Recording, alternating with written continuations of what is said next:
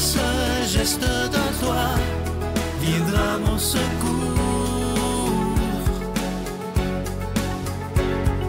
Viens semer dans mon âme le grain de l'amour.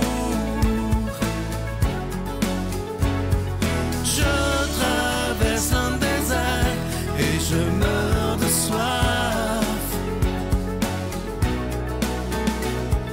Montre-moi le mystère qui garde la foi.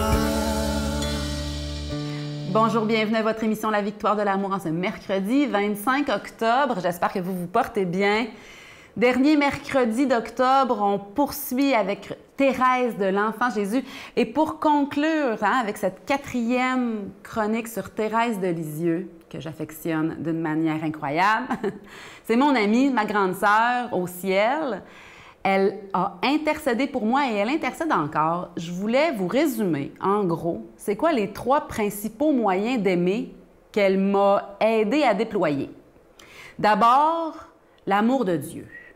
Aimer Dieu avec la confiance d'un enfant. Ça, c'est Thérèse de l'Enfant Jésus, ça. Ça, c'est Thérèse de Lisieux. Elle nous aide à faire confiance comme un enfant innocent fait confiance. Un enfant fait confiance. Mais on peut développer cette forme de confiance-là en Dieu en y faisant confiance encore plus, en osant la confiance. Et on peut prier Sainte Thérèse de l'Enfant Jésus.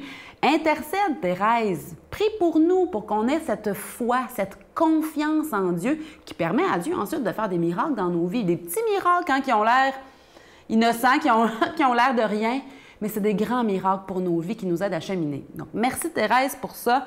Elle m'a confirmé que j'avais raison de faire confiance en Dieu et ça se confirme au fil des ans, au fil des jours, au fil des mois. Deuxièmement, l'amour du prochain. Thérèse, elle, a écrit des choses magnifiques sur comment elle essayait d'aimer toujours plus ses sœurs dans sa communauté. Et entre autres, prêter des bonnes intentions. Croire que notre prochain, ceux qu'on côtoie au quotidien ou ceux qu'on croise, ils ont fait de leur mieux.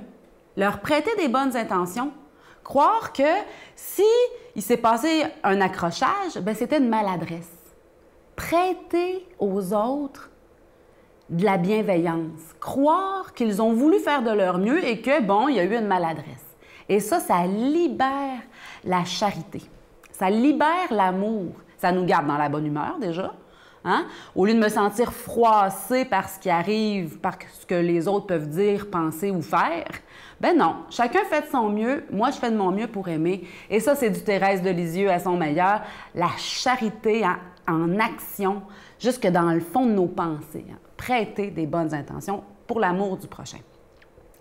Et l'amour de soi-même. Thérèse de Lisieux a écrit quelque chose de magnifique. Elle a dit « La sainteté, c'est accueillir nos imperfections avec douceur. » Et quand j'ai lu ça, moi, il y a très longtemps, je me suis dit « OK, être une sainte personne, être quelqu'un qui aime de tout son cœur, qui aime de toutes ses forces, c'est quelqu'un qui ne se surprend pas de ses propres faiblesses. C'est de l'humilité, en fait. Donc, s'aimer assez pour rester doux avec soi-même, même quand on fait des gaffes, même quand on fait des manquements, même quand on commet des erreurs, des choses plus graves aussi. Rester dans la bienveillance envers soi-même. Continuer de croire que Dieu nous aime et continuer d'être doux et d'être tendre avec nous-mêmes. Ça aussi, c'est du Thérèse de Lisieux à son meilleur. Donc, je la porte fièrement, cette belle médaille de Thérèse, et je nous encourage à développer une amitié avec elle. Ça n'a pas de prix. Notre Père qui es aux cieux, que ton nom soit sanctifié, que ton règne vienne, que ta volonté soit faite sur la terre comme au ciel. Donne-nous aujourd'hui notre pain de ce jour. Pardonne-nous nos offenses, comme nous pardonnons aussi à ceux qui nous ont offensés. Et ne nous laisse pas entrer en tentation, mais délivre-nous du mal, car c'est à toi qu'appartiennent le règne, la puissance et la gloire pour les siècles des siècles. Amen.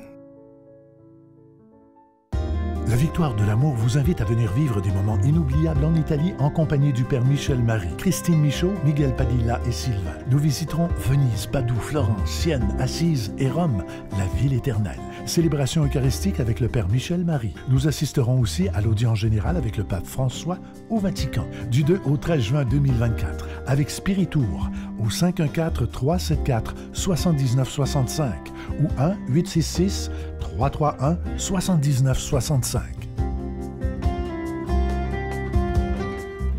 C'est avec beaucoup de joie, encore une fois, que je vous parle de ce magnifique cadeau du mois. Il s'agit du pendentif de Sainte Thérèse de l'Enfant Jésus. Il est en acier inoxydable. À votre demande, la chaîne est toujours incluse. Ce bijou, il est déjà béni. Vous savez que Sainte Thérèse de l'Enfant Jésus, je vous en parlais il y a quelques semaines, elle est décédée à seulement 24 ans. C'est une femme extrêmement moderne. C'est elle qui nous a appris, entre autres, à bien connaître ce Dieu qui est Père de tendresse, ce Dieu qui est miséricorde et qui pardonne. Elle nous a appris beaucoup dans l'Église. Alors, je vous rappelle que le pendentif, vous le recevrez avec un don de 25 $. Et si vous en voulez deux, avec un don de 40 $. Et j'ai oublié de vous dire qu'à l'arrière du pendentif, c'est inscrit ceci, Sainte Thérèse de l'Enfant Jésus, priez pour nous. Je vous donne l'adresse, la Victoire de l'Amour, case postale 120, succursale Boucherville à Boucherville, J4B 5E6. Je vous la redonne, la Victoire de l'Amour, case postale 120, succursale Boucherville à Boucherville, J4B 5E6. Également par téléphone, par carte de crédit du lundi au vendredi de 8h30 à 16h30 dans le 514-523-4433, 523-4433 ou sans frais le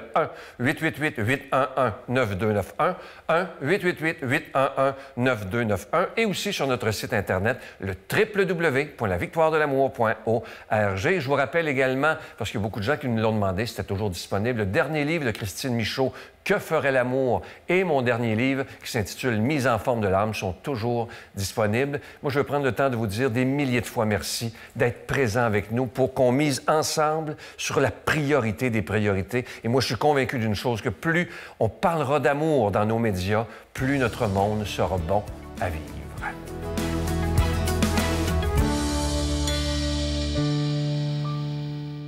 Mon Dieu, donnez-moi la sérénité d'accepter les choses que je ne peux changer, le courage de changer les choses que je peux et la sagesse d'en connaître la différence.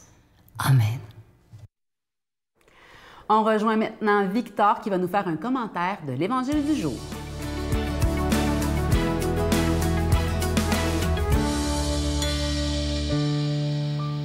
Aujourd'hui, l'Église nous propose de méditer un passage de l'Évangile selon saint Luc.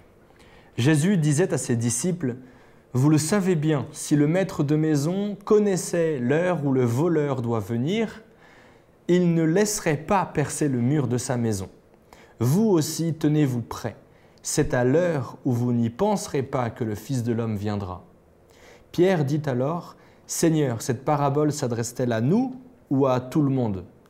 Le Seigneur répond « Quel est donc l'intendant fidèle et sensé à qui le maître confiera la charge de ses domestiques pour leur donner en temps voulu leur part de blé? Heureux serviteur que son maître, en arrivant, trouvera à son travail. Vraiment, je vous le déclare, il lui confiera la charge de tous ses biens. Mais si le même serviteur se dit « Mon maître tarde à venir », et s'il se met à frapper ses serviteurs et servantes, à manger, à boire et à s'enivrer, son maître viendra le jour où il ne l'attend pas et à l'heure qu'il n'a pas prévue. Il se séparera de lui et le mettra parmi les infidèles. Le serviteur qui, connaissant la volonté de son maître, n'a pourtant rien préparé ni accompli cette volonté, recevra un grand nombre de coups. Mais celui qui ne la connaissait pas et qui a mérité des coups pour sa conduite n'en recevra qu'un petit nombre. À qui l'on a beaucoup donné, on demandera beaucoup. À qui l'on a beaucoup confié, on réclamera davantage. J'aimerais bien savoir la conversation que Jésus et ses apôtres ont eue, parce que là, Jésus répond avec une image. Et puis, ça semble un peu flou. Et pourtant, on a là tout le nécessaire. Si on médite, si on cherche, si on creuse, on cherche à comprendre ce qui est dit là, on a le nécessaire pour comprendre.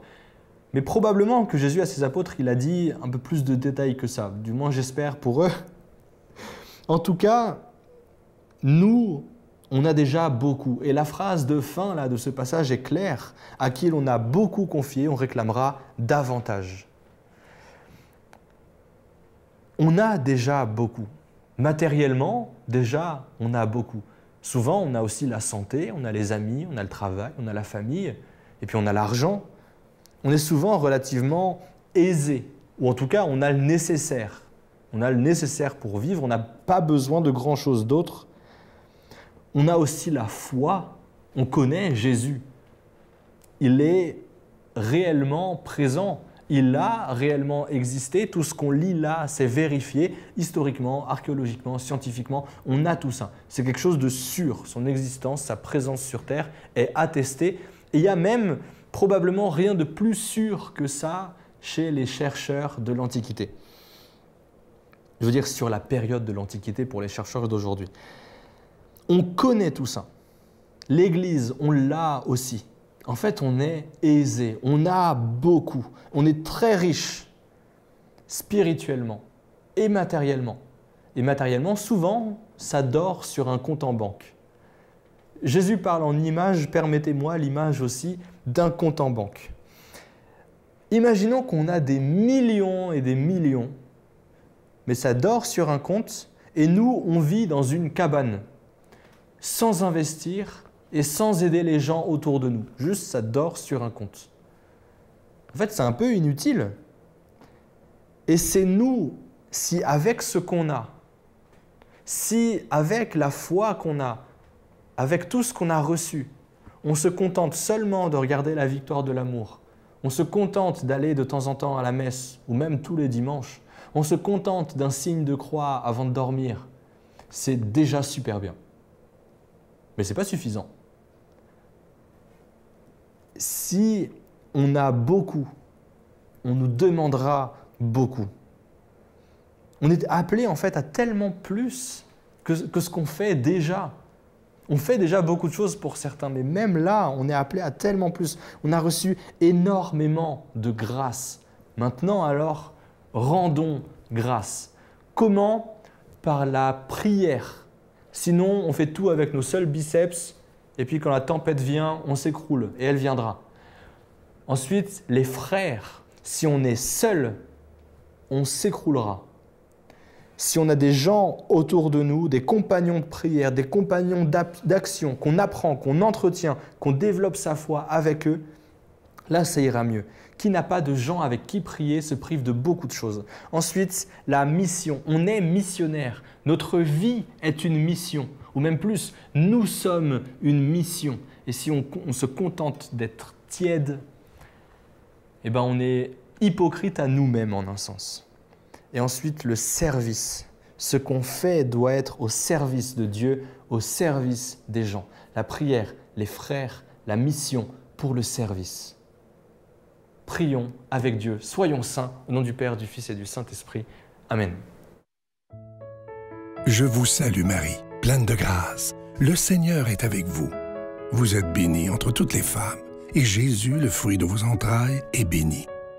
Sainte Marie, Mère de Dieu, priez pour nous pécheurs, maintenant et à l'heure de notre mort. Amen.